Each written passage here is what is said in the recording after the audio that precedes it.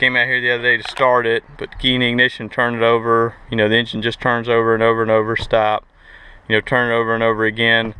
One thing that you can listen for with the fuel pump is if you hear it priming, it's kind of like a little whirring sound, a little humming sound for just a second. That's one way that you can check it.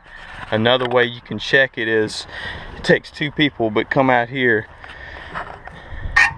open the gas tank and have someone turn the key to ignition on, and put your ear up here with the, take this off and put your ear right up next to it.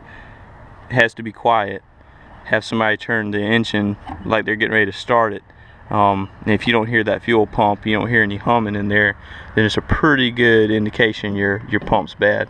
One way you can check it, sometimes if you climb up under it, now this one has a protective plate underneath it, okay, and you can see I'm getting ready to take these off. I've already hit some PB Blaster on all these bolts, which I'll show you what all those are, and I'll tell you about that in a second. But one way you can do it, it's really hard to get to this tank, so I wasn't able to try this method that great, but take a rubber mallet, bang on the tank enough to get it to vibrate, and what happens that the fuel pump, the electric motor has got these brushes in it, and when that pump goes to go bad, it might be making contact on a spot where there's no connection, it's not getting any power. So when that pump, you're trying to prime it and you hit it, it can free it and make it turn a little bit. That pump will catch up and it'll start going again. This is usually good enough to get you home if you're broke down somewhere, so you can always use that. But that didn't work on this. This pump is absolutely shot. My truck has 227,000 miles on it, so it's about time for the pump to go out on it. I'll show you one more method that you can check. If you come up here, we'll pop the hood.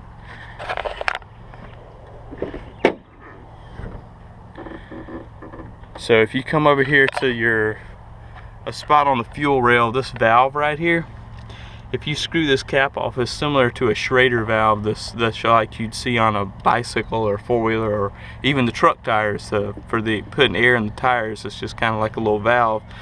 You can buy a fuel pressure gauge, you know, maybe 30 or 40 bucks, but if you don't have one and you don't put one on there, one thing that you can do is when you unscrew this cap, just take a knife or a small tool, depress that valve, okay, and if you have fuel, if your fuel pump is running and there's pressure on this rail, you know, if you're trying to start it, nothing's happening, one way to diagnose it, you press that down, and if it doesn't just spew and spray everywhere, there's no pressure on it, your fuel pump is bad.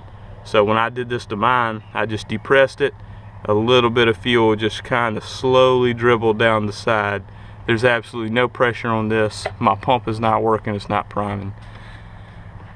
Another thing you can do, if you come over here to this fuse box, open this fuse box up, check out your fuel pump relay and your fuse.